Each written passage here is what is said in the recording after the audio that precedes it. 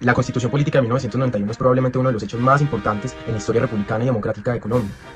Para entender por qué es importante o no convocar una Asamblea Nacional Constituyente, primero se tiene que entender qué fue lo que llevó a Colombia a cambiar la Constitución de 1886 y a convocar la Asamblea Nacional Constituyente del 91. Durante los años 70 y durante los años 80 Colombia vivía lo que es probablemente una de sus crisis políticas, sociales y constitucionales más álgidas hasta su momento.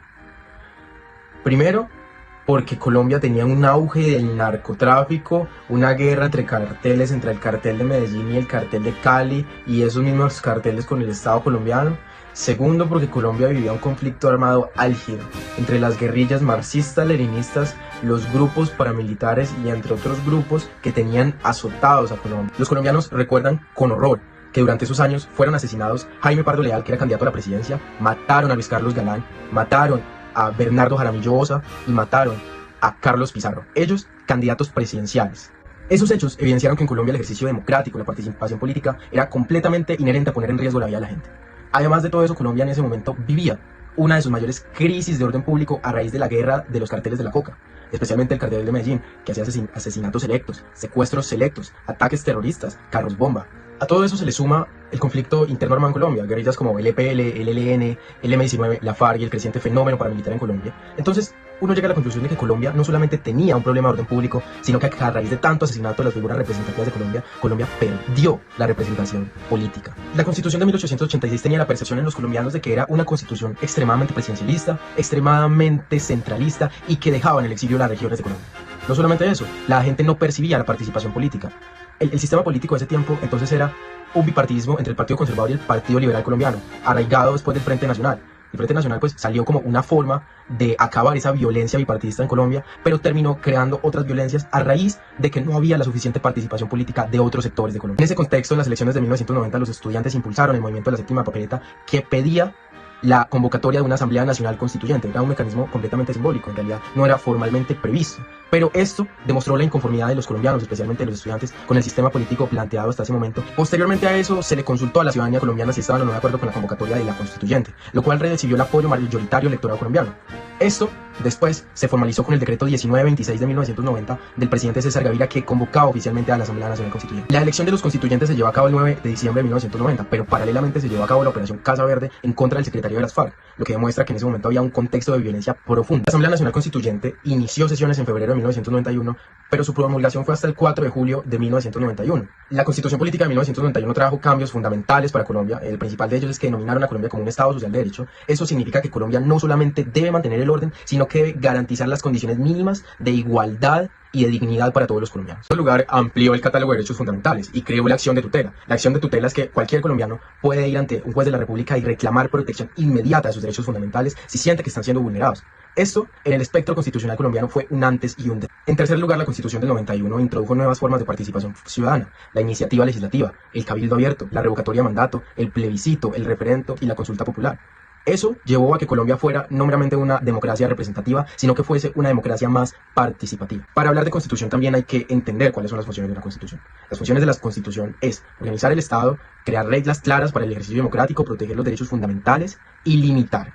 La Constitución del 91 también estableció cómo esta misma puede reformarse. Eso demuestra que la Constitución no es intocable, pero tampoco se puede modificar de cualquier manera. La Constitución de 1991 estableció tres formas de reformar la Constitución. La primera de ellas es el acto legislativo, que es mediante el Congreso de la República. Eso es mucho más fuerte que cualquier ley ordinaria. El segundo es el referendo, que el pueblo escoge cuáles son los cambios que se le pueden o no hacer a la Constitución. Y el tercero es la Asamblea Nacional Constituyente, que es un mecanismo mucho más excepcional que trata de cambiar la totalidad de la estructura de la Constitución. El artículo 376 de la Constitución del 91 establece cuáles son los límites y cómo se puede hacer una Asamblea Nacional Constituyente.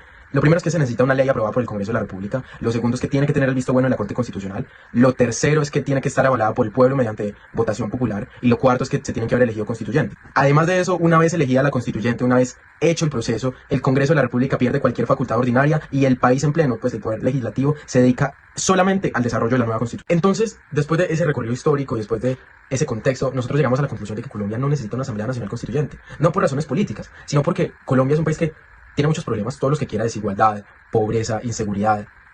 A pesar de eso, Colombia es un país donde funcionan las instituciones, las cortes funcionan, el Congreso funciona, el Banco de la República funciona, la Fiscalía hace su trabajo, la Procuraduría General de la Nación hace su trabajo, la Contraloría General de la República hace su trabajo. Por eso nosotros creemos que la Constitución debe reformarse mediante los mecanismos ordinarios específicos, sea el referendo, sea un acto legislativo, sea cualquiera que elijan los colombianos para hacerlo.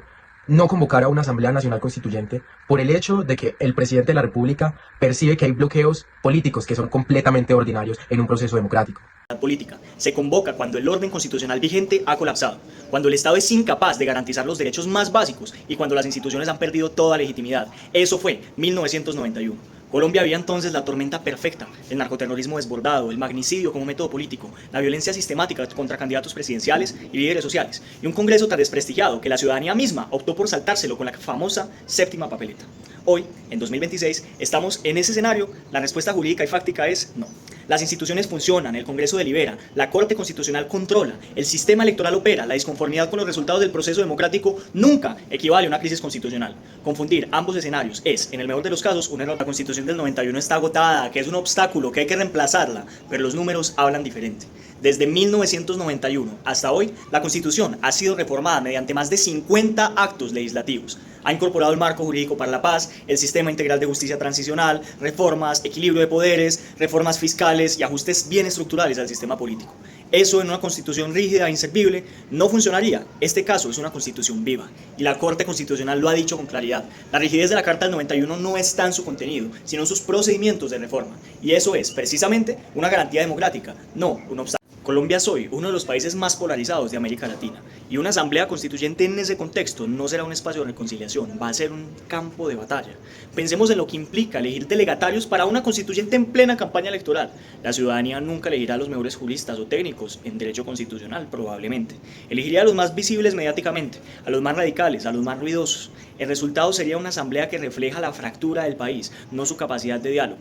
La Constitución de 1991 diseñó un sistema de pesos y contrapesos con uno de sus mayores logros: 3 ramas del poder, órganos de control autónomos, cortes con competencias definidas. Una asamblea constituyente podría, si no cuenta con sus límites claros, desmantelar ese equilibrio. ¿Podría una constituyente eliminar la Corte Constitucional, disolver el Congreso, modificar los periodos presidenciales? Técnicamente, si actúa como expresión del poder constituyente originario, podría hacerlo todo. Y esa posibilidad, esa ausencia de control, es precisamente el riesgo que la doctrina constitucional colombiana ha advertido.